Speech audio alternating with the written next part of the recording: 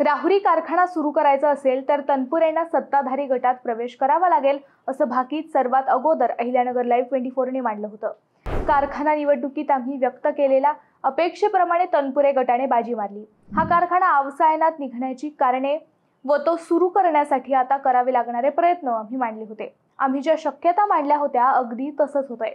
माजी मंत्री प्राजक्त तनपुरे यांचे काका व तनपुरे कारखान्याचे चेअरमन अरुण तनपुरे यांनी मंगळवारी उपमुख्यमंत्री अजित पवारांच्या राष्ट्रवादीत प्रवेश केला। आता हा प्रवेश फक्त कारखाना सुरू करण्यासाठीच आहे असं वारंवार दिसत असलं तरी आगामी स्थानिक स्वराज्य संस्था निवडणुकांची पार्श्वभूमीही या निर्णयामागे नक्कीच आहे। आता माजी मंत्री प्राजक्त तनपुरे हे काय निर्णय घेतात एवढाच काय तो प्रश्न आहे। राहुरीत नेमकं काय चाललंय याच विषयीचा आमचा हा स्पेशल रिपोर्ट। नमस्कार, मी अद्वैता आणि आपण पाहत आहात अहिल्यानगर लाईव्ह 24, नगरी राजकारणाचं परफेक्ट अनालिसिस। राजकारणात गणित बदलत असतात, कोण कुठे जाईल काही सांगता येत नाही, असं वक्तव्य माजी मंत्री प्राजक्त तनपुरे यांनी राहुरी कारखाना निवडणुकीवेळी केलं होतं। त्यावेळी प्राजक्त तनपुरे यांच्या मनात नेमकं चाललंय तरी काय अशी चर्चा सुरू झाली होती। त्यात मध्यंतरी प्राजक्त तनपुरे यांचे मामा जयंत पाटील हेही भाजपच्या वाटेवर आहेत अशा चर्चा रंगल्या होत्या।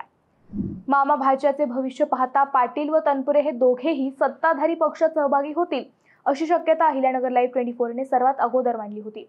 शिवाय त्यांच्या सत्तेत सहभागी होण्यासाठी भाजप किंवा अजित पवार गट असे दोन पर्याय असतील असेही आम्ही सांगितले होते। आता अगदी तसंच घडतंय। प्राजक्त तनपुरे यांचे काका व तनपुरे साखर कारखान्याचे चेअरमन व बाजार समितीचे सभापती अरुण तनपुरे यांनी मंगळवारी रात्री देवगिरी बंगल्यावर अजित पवार गटात प्रवेश केला। स्वतः अजित पवार यांनी या पक्ष प्रवेशाची माहिती आपल्या एक्स हँडलवर दिली। खामगाव कृषी उत्पन्न बाजार समितीचे पंजाबराव दादा देशमुख यांनीही यावेळी अजित पवार गटात प्रवेश केला। या पक्ष प्रवेशावेळी प्रदेशाध्यक्ष सुनील तटकरे, आमदार शिवाजीराव गर्जे, आमदार काशीनाथ दाते, जिल्हाध्यक्ष अशोक सावंत हेही उपस्थित होते। म्हणजे जिल्ह्यातील राष्ट्रवादीच्या नेत्यांनाही या पक्ष प्रवेशाची माहिती होतीच। या पक्ष प्रवेशासाठी राष्ट्रवादी काँग्रेसचे जिल्हाध्यक्ष अशोक सावंत आणि राष्ट्रवादीचे राहुरी शहराध्यक्ष सुनील भट्टळ यांनी मध्यस्थी केल्याची चर्चा आहे। परंतु कारखाना निवडणुकीपूर्वी या पक्ष प्रवेशाचा हमरस्ता तयार करण्यात आलेल्या चर्चा आहेत। कारण राहुरी कारखाना निवडणुकीत स्वतः विखे गटानेही तनपुरे गटाचे काम केल्याच्या चर्चा रंगल्या होत्या। वास्तविक तनपुरे व विखे कुटुंबात गेल्या निवडणुकीपासून दुरावा होता। स्वतः माजी मंत्री प्राजक्त तनपुरे यांनी लोकसभेच्या निवडणुकीवेळी खासदार निलेश लंके यांचे काम केले होते। त्याचा बदला घेण्यासाठी विखेंनी प्रवरेची यंत्रणा कामाला लावत आमदार शिवाजीराव कर्डिले यांना विजयी करण्यात सिंहाचा वाटा उचलला होता। प्राजक्त तनपुरे यांचा बदला पूर्ण केल्यानंतर आता तनपुरे सत्तेत सहभागी होतील अशी शक्यता व्यक्त केली जात आहे।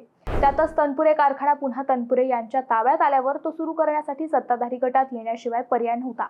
स्वतः अरुण तनपुरे यांनी 8 दिवसात गोड बातमी देतो असं वक्तव्य विजयी सभेत केलं होतं। त्यामुळे कारखाना सुरू करण्यासाठी तनपुरे हे अजित पवार गटात येतील हे जवळपास निश्चित झाले होते। आता अरुण तनपुरे यांचा पक्ष प्रवेश झाला असून प्राजक्त तनपुरे काय निर्णय घेणार हा प्रश्न चर्चेत आलाय।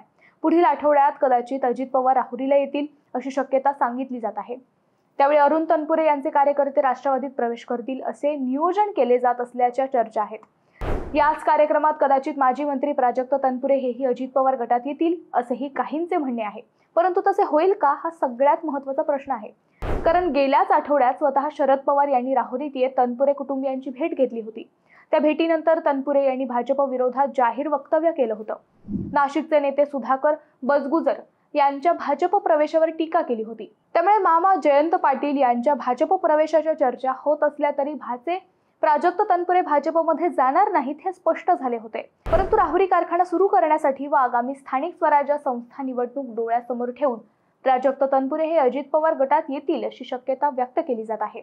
मित्रांनो, तनपुरे कुटुंबाचा हा निर्णय बरोबर आहे का? तुम्हाला काय वाटतं हे आम्हाला कमेंट करून नक्की कळवा। शिवाय व्हिडिओ आवडला असेल तर चॅनलला सबस्क्राईब करून व्हिडिओला लाईक करायला विसरू नका। पुन्हा भेटू नव्या विषयावर, तोपर्यंत धन्यवाद।